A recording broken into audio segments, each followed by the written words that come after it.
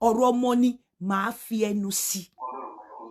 Because dragging you ṣe nǹkan kan fún mi mọ́. For those of you that were disappointed pé mi ò apologize, well, I'm sorry. Mi ò hold apology. Mi ò rí reason tí mo ṣe láti apologize. Because tó bá ti apologize, o ti accept pé o ṣe ni. Mi ṣe nǹkan kan.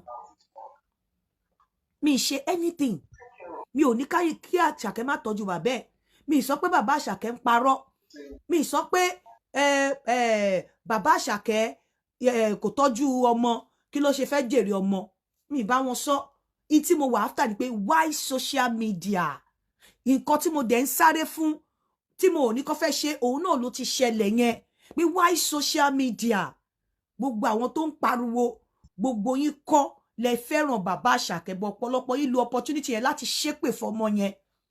Mo ti mo bọ̀. Why social media? Because mo mọ̀ wípé ọ̀pọ̀lọpọ̀ yín máa lo opportunity ẹni tó ti lọ́mọ yẹn sínú tẹ́lẹ̀ á lo opportunity láti gbọ́ ọmọ yẹn ṣépè láti ṣe oríṣiríṣi. Kò ń ṣe pé bóyá mo ní kó má tọ́jú bàbá àbẹ́nitì. So why would I need to apologize to who? Táwọn fans mi bá rí pé mo ṣe àwọn tó bá ní apology. Hello ọ̀rẹ́ mi. Kí n tó bọ́ sí ìgbà tí mo tó pè mí ní fídíò láàárọ̀ ẹ̀ tá ń sọ̀rọ̀.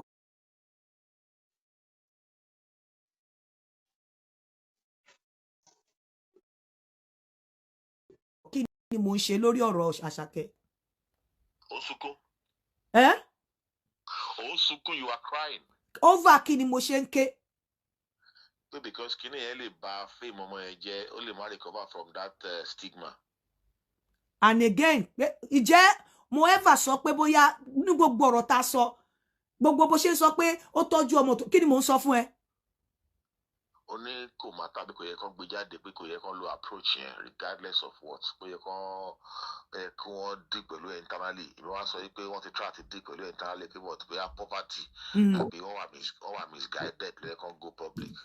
Ẹkún tí mò ń sun, ṣé mò ń sọ̀rọ̀ ni àbí ta ló ń bẹ̀ mí pé ó ti tó?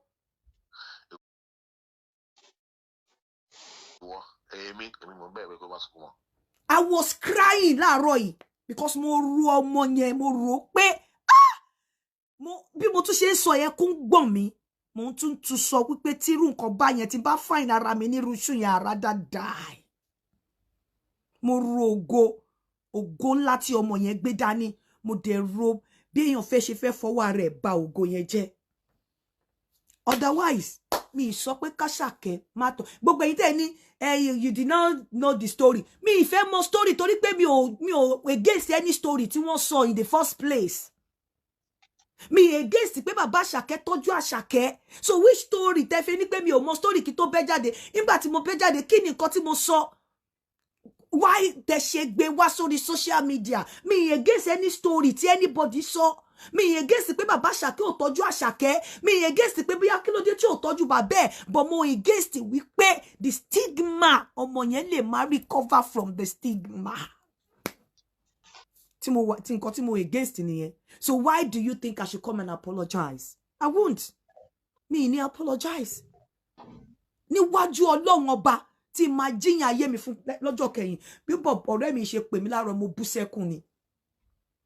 Ó pè mí lórí fídíò. Mo bú sẹ́kún ni. Pé Ọlọ́run kò dẹ̀ sí nǹkan tó pa mí lẹ́kún. Because stigma yẹn, ọmọ yẹn lè má recover from it. Ṣé bí ẹ̀yin tẹ́ wà lórí social media yìí náà ni? Ẹ̀yin tá máa ti yé. Abímọ máa wò, mo ní abímọ máa wò. Ṣé bàbá ìwọ gọ́gọ́ ṣọlá abímọ máa wò ni ẹ̀? Gbogbo ọkùnrin tí ò bá ti wu ọmọ, abímọ máa wò ni. Mi ìdẹ̀rò bóyá picture tí bàbá Àṣàkẹ́ tó paint àti picture tí wọ́n gbogbo èèyàn ti paint sọ ní pé ó ṣẹlẹ̀. Mi rò pé bàbá Àṣàkẹ́ fall sínú category abímọ máa wò. So tí bá ní abímọ máa wò, mo sì dúró lórí abímọ máa wò. Gbogbo ẹ̀yin abímọ máa wò, ìgbẹ̀yìn ayé yín máa rí rédèrèdè ni. Bó tilẹ̀ jẹ́ pé ọmọ máa bẹ ọmọ fún yín lóúnjẹ ni. Tẹ́ ẹ bá jẹ oúnjẹ yẹn gan, gbogbo ẹ̀yin abímọ máa wò, oúnjẹ wọn tara yín sí Ọlọ́run ni, oúnjẹ ìfọ̀kànbalẹ̀ kọ́ lẹ máa jẹ.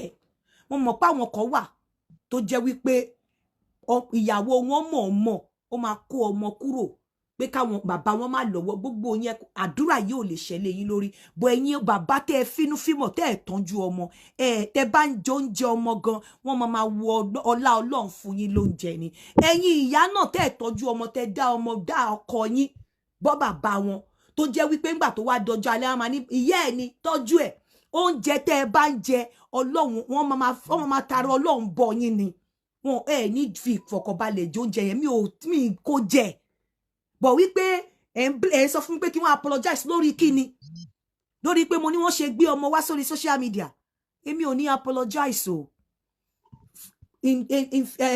with due respect to my genuine fans àwọn tó bá fẹ́ dúró lórí pé mo ní mi ò ní apologize wọ́n á dúró àwọn tó bá ní wọn ò ní dúró mo ti kọjá ẹni tẹ́ pé kíní ipe mo ti kọjá ẹni tó máa ní pé nítorí pé káwọn fáǹsì ẹ lè dúró I don't care I keep moving I'm dynamic dynamism wà nínú ayé mi